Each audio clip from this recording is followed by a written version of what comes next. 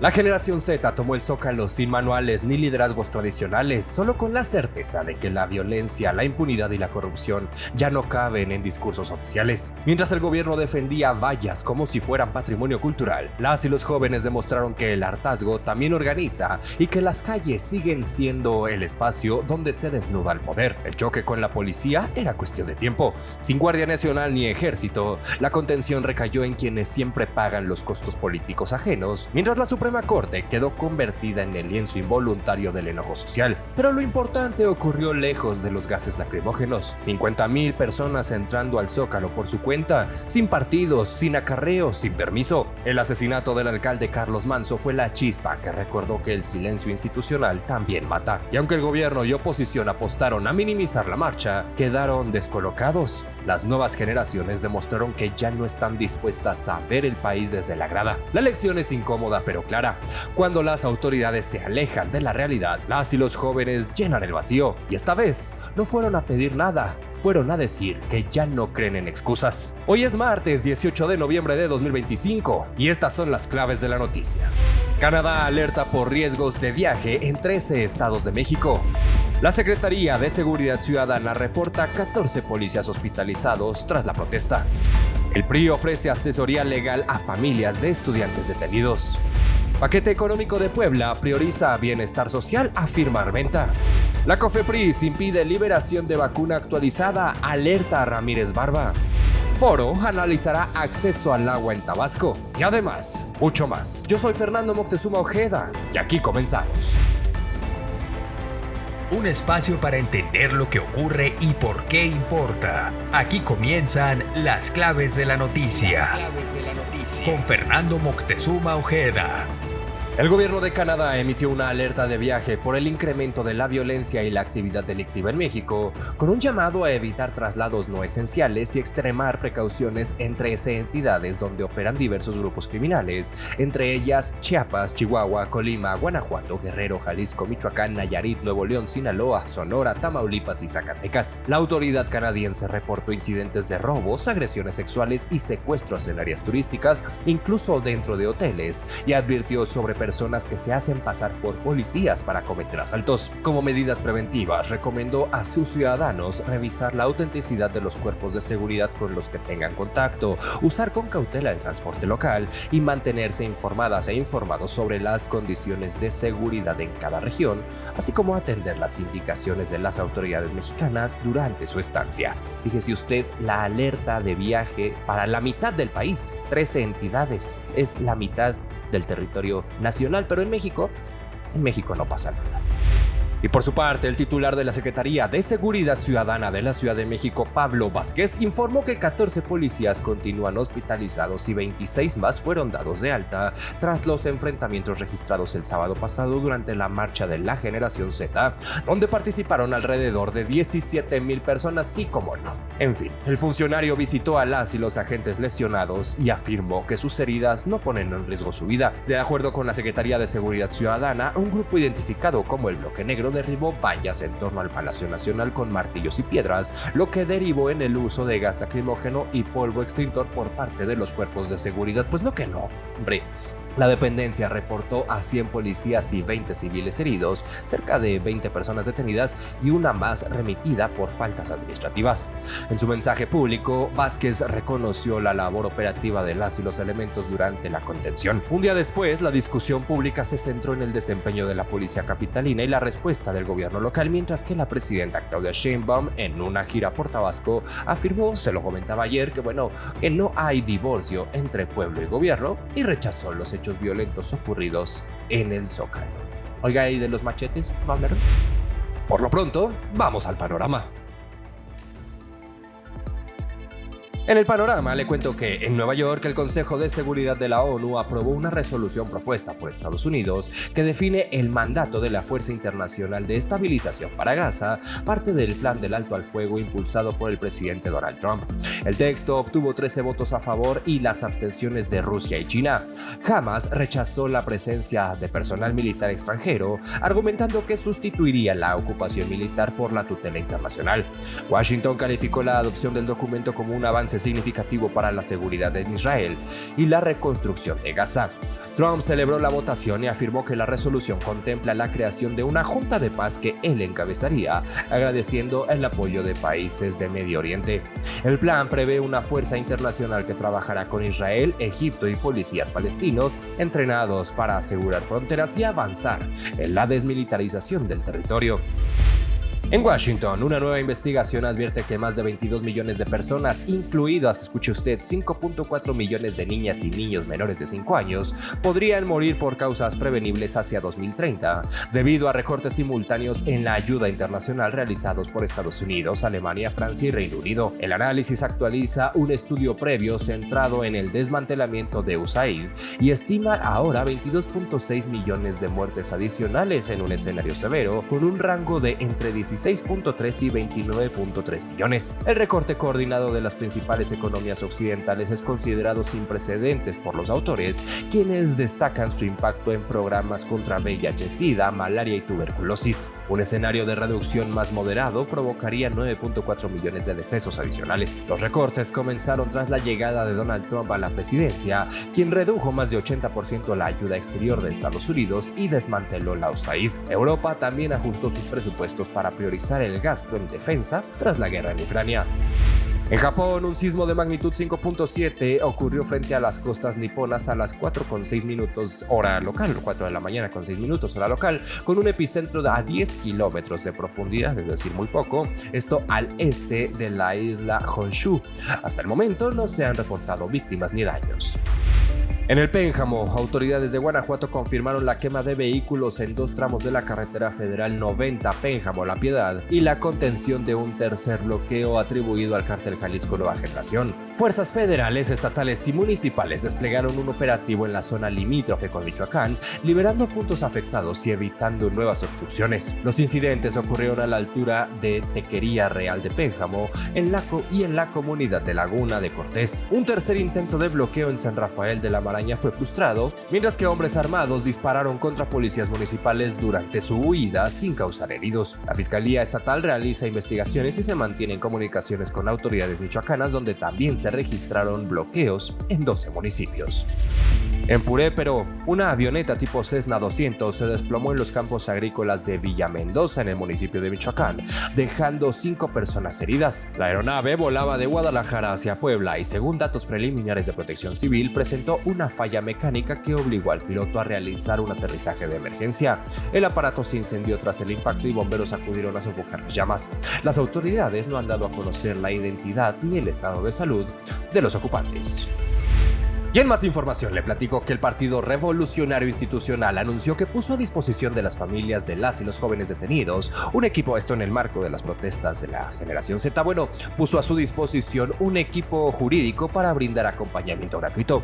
El presidente nacional del PRI, Alejandro Moreno Cárdenas, instruyó a la Secretaría Jurídica del partido a atender los casos y coordinarse con las y los legisladores, que también ofrecerán asesoría sin costo. Las personas interesadas pueden comunicarse a los números oficiales del Comité Ejecutivo Nacional y desde esta mañana de martes, pueden acudir directamente a sus oficinas para recibir atención presencial. La dirigencia informó que el servicio permanecerá abierto para cualquier persona que requiera apoyo derivado de los hechos recientes y que mantienen comunicación con organizaciones internacionales, incluida la COPAL, para dar seguimiento al asunto.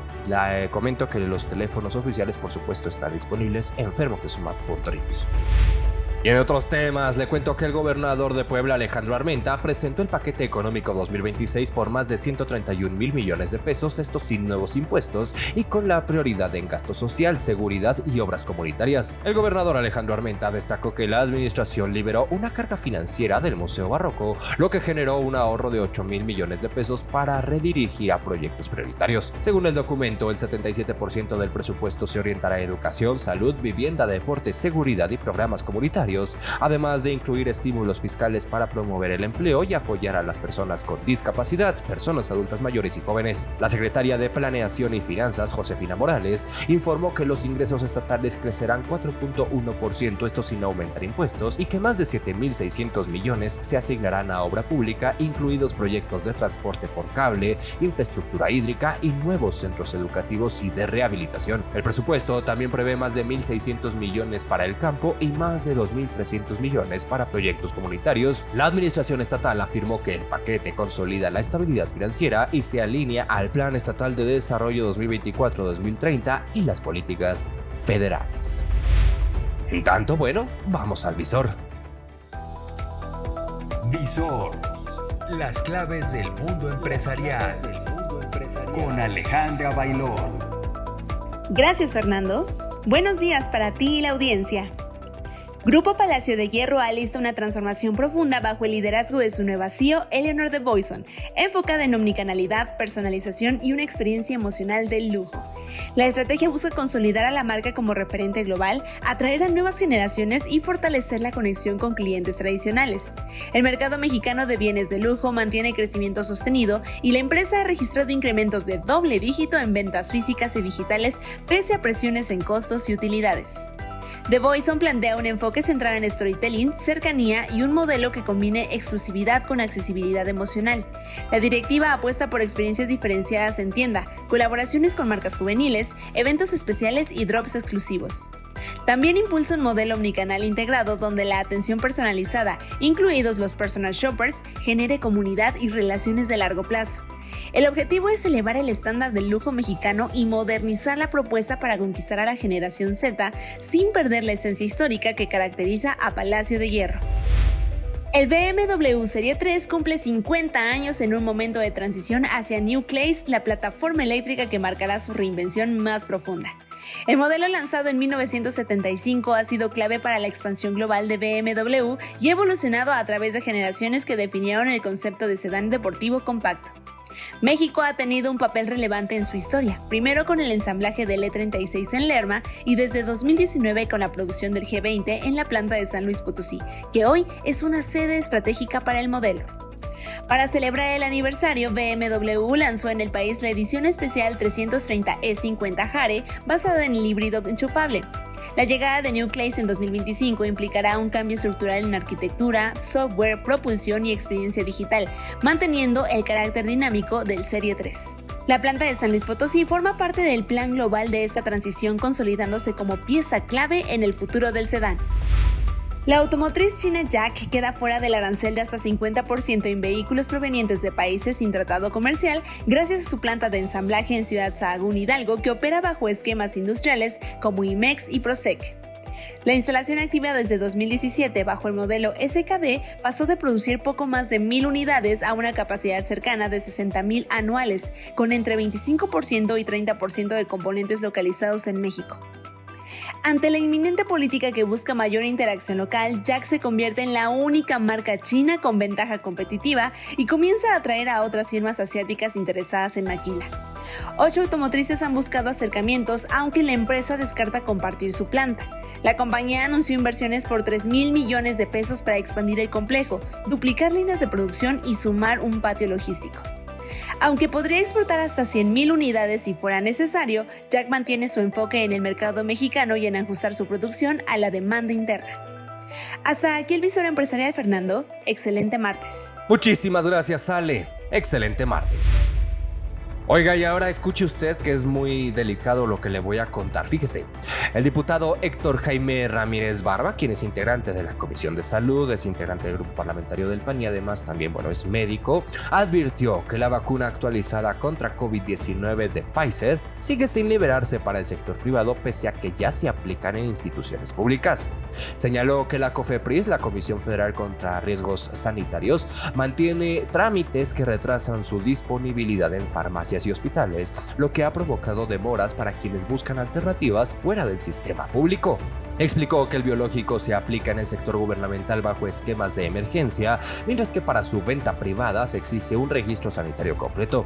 Afirmó que esta situación genera un acaparamiento del biológico por parte del gobierno federal, esto en un contexto donde la circulación de variantes continúa y los grupos de riesgo esperan más opciones de vacunación. Los grupos de riesgo me refiero, por supuesto, a personas adultas mayores, personas con comorbilidad, menores de 5 años, etcétera, ¿no? Finalmente, el legislador llamó a la COFEPRIS a acelerar el proceso para permitir su comercialización y ampliar los puntos de acceso. Escuche usted lo delicado del tema.